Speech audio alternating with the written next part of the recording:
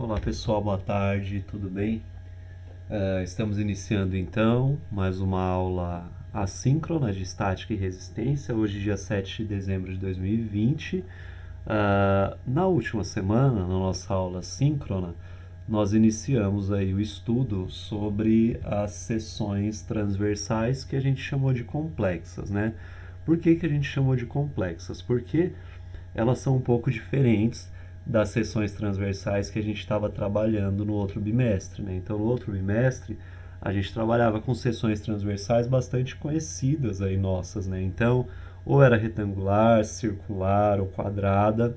E agora a gente trabalha com as seções transversais um pouco diferentes. Então, as fórmulas que a gente vai usar para resolver esses exercícios também mudam um pouco, né? Então, essa primeira fórmula aí, ó, é para calcular a linha neutra, a posição da linha neutra dessas seções complexas, e a segunda formulazinha é para calcular o momento de inércia dessas seções complexas, tá?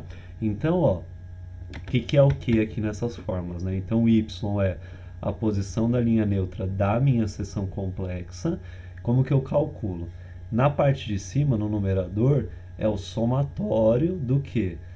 Do produto aqui entre a área de cada figura que compõe essa seção complexa vezes a posição da linha neutra de cada figura que compõe a minha seção complexa. Daqui a pouco a gente vai fazer um exemplo, vai ficar mais claro isso. Dividido pela somatória das áreas. Que áreas? Áreas das figuras que compõem a minha seção, tá? E aqui embaixo, o I é o momento de inércia, né, da minha seção complexa. Ela é o que? Ela é o somatório. Eu vou aplicar essa equaçãozinha aqui para todas as figuras que ajudam a compor a minha seção complexa. Então, é base vezes a altura ao cubo dividido por 12. Veja que só base vezes a altura ao cubo que está dividido por 12, o restante da conta não, mais a área vezes o D. O que é o D? É a distância entre a posição da linha neutra da minha figura que compõe a seção complexa e a posição da linha neutra da seção complexa, que é o valor do y que eu encontrei. Isso elevado ao quadrado. A gente tinha na última aula iniciado até a resolução desse exercício aí, né? O que a gente tem nessa resolução? Veja lá. Eu dividi, né, a minha seção transversal em três regiões, aí, três retângulos. Eu tenho um retângulo laranja na base, um retângulo azul vertical e um retângulo amarelo lá em cima. Tenho as medidas aqui já. E aí, quando eu falo as figuras que compõem a minha seção complexa, então aqui, ó, essa seção complexa ela é composta por três figuras, três retângulos, o laranja, o azul e o amarelo. Então aqui, o y, né, que é a posição da linha neutra, como que eu vou calcular? Então é a área desse retângulo laranja, que é 50 de base vezes 12,7 de altura, tá aqui, vezes posição da linha neutra dele. Lembra que a linha neutra divide a minha figura na altura, né? Então ela passa no meio ali da altura. Se a altura é 12,7, a minha linha neutra passa ali no 6,35, que é a metade de 12,7. Então, ó, 50 vezes 12,7 de área vezes 6,35 de posição da linha neutra só do retângulo laranja. Mais, venho para o retângulo azul. Base dele 12,7, altura dele 75, 12,7 vezes 75, vezes posição da linha neutra do retângulo azul. Veja que o retângulo azul ele tem uma altura de 75. Se eu dividir por 2, a linha neutra dividiria ele no meio, ou seja, teria 37,5 para cima e 37,5 para baixo. Só que se eu andar 37,5 para baixo, eu chego aqui e não chego lá na base da minha figura. Eu preciso sempre olhar a posição da linha neutra em relação à base. Então, se eu fizer 37,5 mais 12,7, eu vou chegar no 50,12, que é a posição da linha neutra do retângulo azul em relação à base, lá embaixo. Mais a área do último retângulo, que é o amarelo, de 130 de base e altura 12,7, vezes a posição da linha neutra dele. Se a linha neutra passar por aqui, ó, pela metade, vai ter 6,35 para cima e 6,35 para baixo. Então eu ando 6,35, ando mais 75 e ando mais 12,7 até chegar aqui na base. Então a posição da linha neutra do retângulo amarelo em relação à base é 94,05 milímetros. Fiz a continha do numerador, venho para o denominador. O que é o denominador? Somatória das áreas, né? Então, ó, é só, basicamente, eu posso olhar no numerador e fazer o seguinte, ó, 50 vezes 12,7, que é o retângulo laranja, a área dele, tá aqui, mais 12,7 vezes 75, que é a área do retângulo azul, tá aqui, mais 130 vezes 12,7, que é a área do retângulo amarelo, tá aqui. Vou fazer essa continha na calculadora. Se eu quiser fazer tudo de uma vez, dá certo? Dá. Como que eu vou fazer? Eu vou abrir parênteses e aí eu vou colocar todos esses números dentro, ó, todos esses números. Eu abro parênteses uma vez só. Fecho para colocar toda essa conta que está no numerador, divido, abro parênteses de novo e faço toda essa conta do denominador e aí fecho parênteses. Então eu vou ter um parênteses em cima, né, aberto e fechado, dividido pela conta toda de baixo entre parênteses também, tá?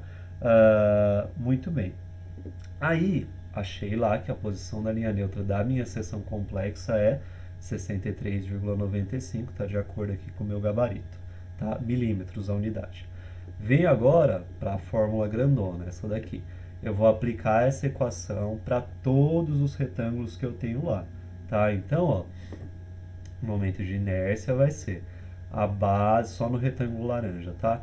A base dele que é 50 vezes a altura dele que é 12,7 elevado ao cubo, tudo isso dividido por 12, mais a área dele, que é o próprio 50 vezes 12,7, vezes, aí que vem, né? Ó, qual é a posição da linha neutra dele? 12,7 dividido por 2, 6,35.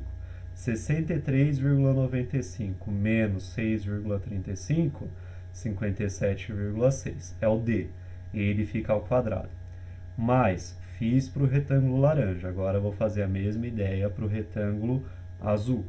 Então a base dele é o 12,7. Veja como é importante aqui o negócio de base e altura, né? Saber quem é base e quem é altura. Porque ó, é a altura que está elevada ao cubo. Então se eu inverter ali vai dar errado.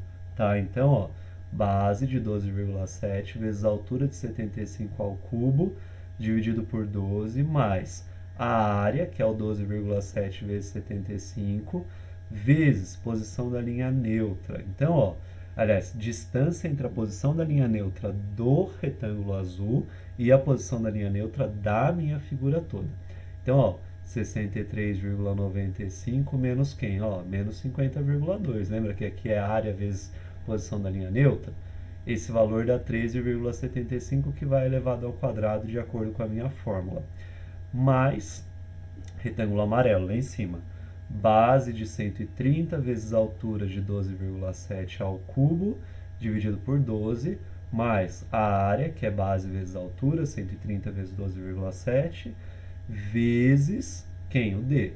É a distância entre o 63,95, que é a posição da linha neutra da minha figura completa, e a posição da linha neutra do meu retângulo amarelo, que é o 94,05. Se eu fizer 94,05 menos 63,95, dá 30,1, que vai ficar elevado ao quadrado por causa aqui da fórmula. Ah, mas se eu quiser fazer o número menor menos o número maior, tem problema? Não, vai dar um valor negativo, e o negativo ao quadrado vai dar um valor positivo quando você jogar aqui, então não tem problema, tá? Mas, se você quiser fazer sempre positivo ou negativo, aí tanto faz, você escolhe. E eu fiz essas continhas separadas na calculadora, então eu fiz primeiro essa conta, achei um valor, aí eu somei com o valor do resultado dessa conta grandona, aí somei com o resultado dessa conta grandona aqui. Então, ó, resultado da primeira conta, né, dessa primeira equação zona aqui, deu esse número grande, mais resultado dessa equação do meio, deu esse número grandão também, mais o resultado dessa conta aqui de baixo, deu esse número aqui.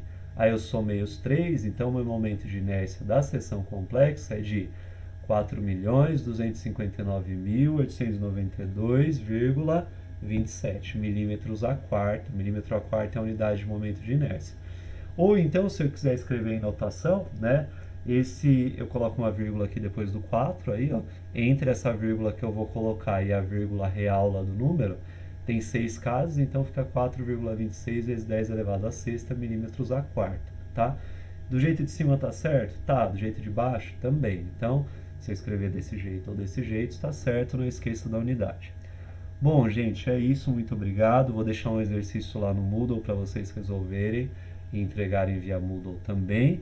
Boa semana, boas aulas, se cuidem, nos vemos na nossa próxima aula. Até mais, gente.